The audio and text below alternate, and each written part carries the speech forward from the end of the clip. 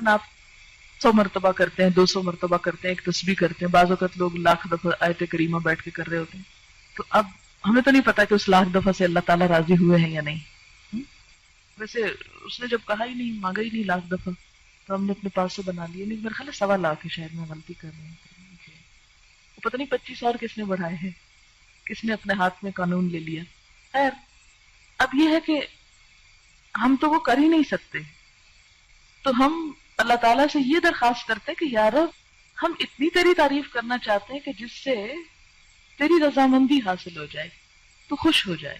سبحان اللہ وبحمدہ عدد خلقہ ورضا نفسہ وزنۃ عرشہ ومداد کلماتہ. سبحان اللہ، پاک ہے اللہ، یا پاکی اللہ کے لیے ہے.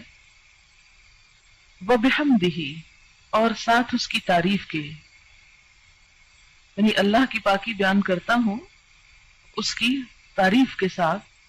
کتنی پاکی بیان کرتا ہوں، کتنی تسبیح کرتا ہوں؟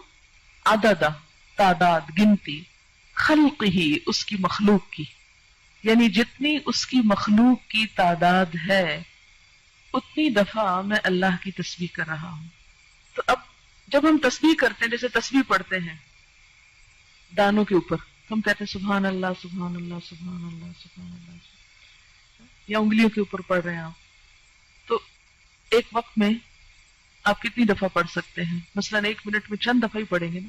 لیکن اگر آپ یہ جملہ بول دیتے ہیں سبحان اللہ وبحمدہ عدد خلقہ، کہ اللہ کی پاکی اس کی تعریف کے ساتھ اتنی مرتبہ جتنی اس کی مخلوق کی تعداد ہے.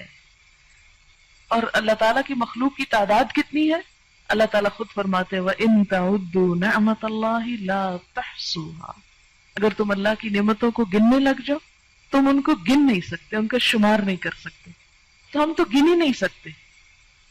اسی لیے کہتے ہیں نا کہ کما ينبغي لجلال وجهك، جیسی ہونی چاہیے، ہم تو کرنے کے قابل ہی نہیں ہیں، ہماری تو زبان اس اہل ہی نہیں ہے.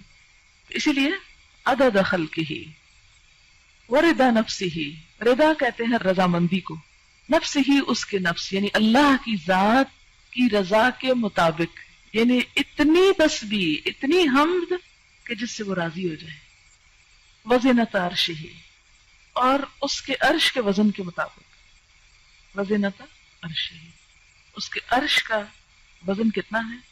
ہمیں تو کچھ معلوم نہیں کہ اس کا عرش ہے کتنا. امام مالک نے کہا تھا نا کہ اس کے بارے میں سوال بدعت ہے، سوال بھی مت کرو کہ کیسا ہے وہ، ہمیں نہیں معلوم، بس اتنا پتا ہے کہ وہ ہے، کیسا ہے یہ نہیں معلوم. وَمِدَادَ كَلِمَاتِهِ، اور اس کے کلمات کی لکھنے میں جتنی سیاہی درکار ہے. مداد کلماتی، اچھا وہ کتنی درکار؟ سورۃ الکہف میں آپ پڑھیں گے اللہ تعالیٰ فرماتے ہیں کہ لو کان البحر مدادا لکلمات ربی لنفد البحر قبل ان ينفد کلمات ربی، کہ اگر یہ سارے سمندر سیاہی بن جائیں اور اس سے رب کی باتیں لکھی جانے لگے، اس سے پہلے کہ رب کی باتیں ختم ہو سمندر کی سیاہی ختم ہو جائے. ایک اور جگہ آتا ہے کہ 7 سمندر اور بھی آپ ڈال لیں اور اس کو سیاہی بنا لیں اور لکھنا شروع کر دیں، تو رب کی باتیں ختم نہیں ہو سکتی. تو پھر اس کے لیے کتنی سیاہی چاہیے ہوگی، ہم تو اس کے بارے میں امیجن بھی نہیں کر سکتے. فرمایا جتنی چاہیے وہ مداد کلمات، کہ اس کے کلمات جتنے ہیں ان کو لکھنے کے لیے جتنا وہ مٹیریل چاہیے اس سب کے برابر. سبحانک اللہم وبحمدک اشہد ان لا الہ الا انت استغفرک واتوب الیک. السلام علیکم ورحمۃ اللہ وبرکاتہ.